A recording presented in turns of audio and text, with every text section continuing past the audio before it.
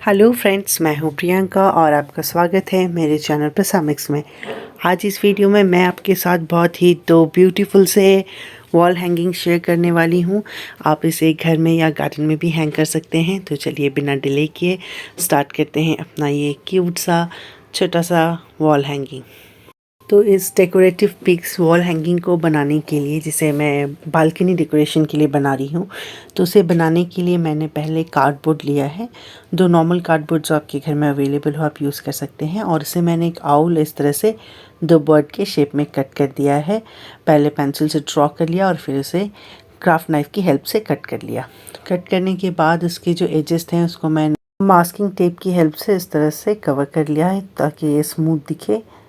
और हमारे जैसे कार्डबोर्ड का एजेस स्मूथ नहीं होता है तो उसे स्मूथ करने के लिए मास्किंग टेप यूज़ किया था। यहाँ पे मैं वाइट सीमेंट ले रही हूँ। अगर वाइट सीमेंट नहीं है तो आप पीओपी भी यूज़ कर सकते हैं। उसे थोड़ा थोड़ा पानी डालकर मैं एक पेस्ट में कन्वर्ट करूँगी। और उसके बाद इसमें मैंने थोड़ा सा ग्लू भी डाला है। तो आप नॉर्मल फेविकॉल ग्लू यूज़ किया है मैंने, आप कोई भी नॉर्मल ग्लू यूज़ कर सकती हैं। तो उस तरह से मिक्स करने के बाद इस तरह का एक अच्छा सा थिक पेस्ट बना लेना है। और उसके बाद जो हमने कटिंग्स की है, जो हम वॉल हैंगिंग्स बनाने वाले हैं, उसके ऊपर अच्छी तरह से इस तरह से पेस्ट को अप्लाई करना है। इससे क्या होगा, थोड़ा ड्यूरेबल भी हो जाएगा और जो कि वाइट सीमेंट है तो थोड़ा सा वाटरप्रूफ भी हो जाएगा। और अच्छी तरह से इसे कलर करके अच्छी तरह से हमें पूरे अपने उसके बॉडी पे कोट कर देना है। आगे पीछे आप दोनों तरफ कोट कर सकती हैं। तो आप इसे बाहर अगर बारिश में भी हैंग करती हैं गार्डन में तो कोई प्रॉब्लम नहीं होगा। नहीं तो अगर आप इनसाइड हैंग कर रही हैं तो बस फ्रंट साइड पे ही इस तरह से सीमेंट अप्लाई करके आप छोड़ सकती हैं। तो ये देखिए, उसके बाद फिंगर को वाटर से डिप करके अच्छी तरह से हमें इसमें स्मूथ कर देना है। बिल्कुल इजीली ये स्मूथ हो जाता है। थोड़ा थोड़ा वाटर में डिप कीजिए फिंगर्स को और उसकी हेल्प से इसे स्मूथ कर लीजिए। एजेस को भी हमें कवर करना है क्योंकि मैं इसे बालकनी में हैंग करी हूँ तो मैं इसके बैक साइड में अप्लाई नहीं करी हूँ ये पेस्ट। तो इसके एजेस को मैं सॉफ्ट बनाने के लिए, स्मूथ दिखाने के लिए इसके एजेस पे भी मैं थोड़ा सा लगा रही हूँ वाइट सीमेंट। ये देखिए, इस तरह से मैंने पूरा कवर कर लिया है। उसके बाद जो हमारे पास दो बर्ड्स के स्ट्रक्चर हैं उनको भी मैं सेम प्रोसेस फॉलो करके वाइट सीमेंट लगाकर और फिर फिंगर टिप की हेल्प से हल्का हल्का वाटर लगा के बिल्कुल स्मूथ कर दूंगी और पूरे अच्छी तरह से इसके एजेस और इसके फ्रंट को कवर कर लूँगी।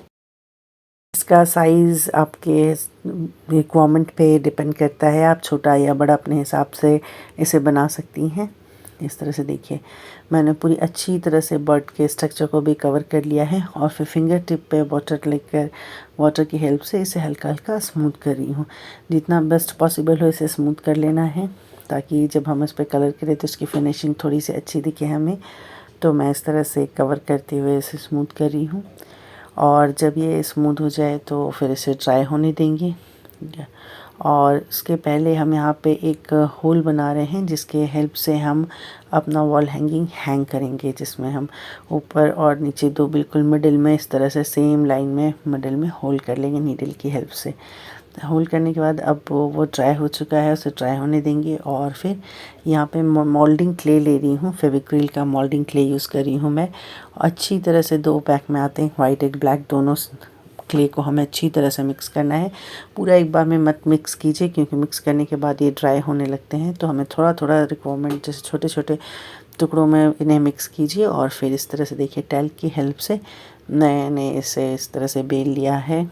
और उसके बाद मैं यहाँ पे इस तरह से आउल के लिए दो आईज़ कट कर रही हूँ कैप की हेल्प से। इस तरह से आई कट करने के बाद, क्योंकि हमारा सीमेंट ड्राई हो चुका है तो उस पर पेस्ट करने के लिए हम यहाँ पे ग्लू का यूज़ कर रहे हैं।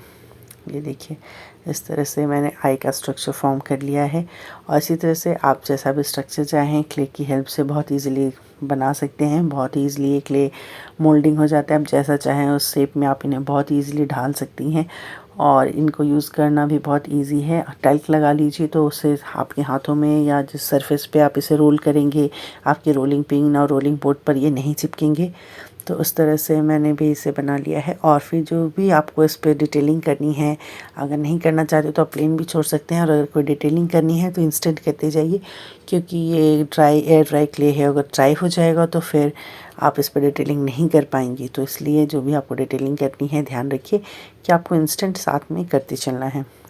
तो इस तरह से देखिए हमारे आउल का इस तरह से मैंने स्ट्रक्चर बना लिया है और इस तरह से आईब्रोज बना रही हूँ। सेम क्ले को बस थोड़ा थोड़ा करके आपको मिक्स करते जाना है और बनाते जाना है। तो इस तरह से बनाइए। बेबी टेल्क यूज़ करने से बस ये थोड़ा स्टिकी नहीं होता आपके हैंड में और कहीं पे स्टिक नहीं होता है ये, और बहुत ही ईजी हो जाता है, हैंडी हो जाता है यूज़ करने में। और जहाँ भी मुझे पेस्ट करना है वहाँ पे हमें ग्लू का ज़रूरत पड़ेगी, हमें ग्लू की हेल्प से ही हम इसे पेस्ट कर पाएंगे। तो अपना मनपसंद आप कोई भी पैटर्न बना सकती हैं। अगर चाहे तो आप इसे सिंपल भी रख सकती हैं, सिर्फ आई नोज़ और आईब्रोज बनाकर। अगर आप चाहती हैं तो इस पर फेदर लुक के लिए भी कुछ फेदर टाइप का भी बना सकती हैं। मैं यहाँ पे 2 ऐसे सिंपल छोटे छोटे से पैटर्न बना रही हूँ और फेविकॉल की हेल्प से इन्हें पेस्ट कर रही हूँ। वीडियो ज़्यादा लंबा ना हो इसलिए मैं थोड़ा जल्दी फास्ट फॉरवर्ड कर रखा है वीडियो को, क्योंकि वीडियो बहुत लंबा हो रहा था। देखिए इस तरह से बहुत ही अच्छी तरह से फिर हमने ऑयल प्रिपेयर कर लिया है और फिर डो बनाकर हम यहाँ पे बर्ड प्रिपेयर कर रहे हैं। तो बर्ड पे मैं यहाँ पे विंग्स को थोड़ा सा हाईलाइट करना चाह रही हूँ एडिशनल बर्ड्स की। तो इस तरह से मैंने इस तरह से रोल करके थोड़ा सा क्ले वहाँ पे अप्लाई करके इसकी एक मेजरमेंट ले ली है और फिर अच्छी तरह से उसे फाइन शेप कट करके और फिर फेविकॉल की हेल्प से वहाँ पे पेस्ट करी हूँ। तो इसी तरह से जो भी आपको पैटर्न बनाना है, अगर आप चाहती हैं स्कीप करना तो आप ये स्कीप भी कर सकती हैं, आप डायरेक्ट ड्राइंग भी कर सकती हैं। पर अगर क्लेस थोड़ा सा हम अप्लाई करेंगे तो थोड़ा सा 3D लुक आता है, थोड़ा सी ब्यूटी इन्हेंस हो जाती है और देखने में काफ़ी खूबसूरत और प्यारा लगता है। नहीं तो आप सिंपल कलर करके भी ये पैटर्न्स बना सकती हैं कलर की हेल्प से। तो एक्रेलिक कलर यूज़ करेंगी तो वो थोड़ा सा वाटरप्रूफ रहेगा और आप इसे आराम से बालकनी में हैंग कर सकती हैं। तो इस तरह से देखिए मैंने यहाँ पे भी बर्ड्स को भी, दोनों बर्ड्स को हम साथ में बनाते जा रहे हैं। तो इस तरह से दोनों बर्ड्स को बनाने के बाद जो भी हमें डिटेलिंग करनी थी मैं यहाँ पे बर्ड्स की डिटेलिंग भी करती जा रही हूँ, क्योंकि क्ले ड्राई होने के बाद वो पॉसिबल नहीं होगा। तो जो कि होल के ऊपर हमने इस तरह से विंग बनाया है तो वहाँ पे भी मैं होल कर रही हूँ और अब इसे ड्राई होने दूँगी।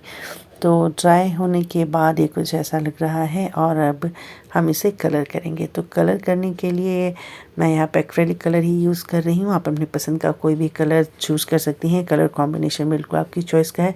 पर सजेस्ट करूँगी ऑयल पेंट या एक्रेलिक कलर ही करें, क्योंकि आपको वाटरप्रूफ बनाना है, आपका वॉल हैंगिंग थोड़ा सा ड्यूरेबल भी बनाएगा।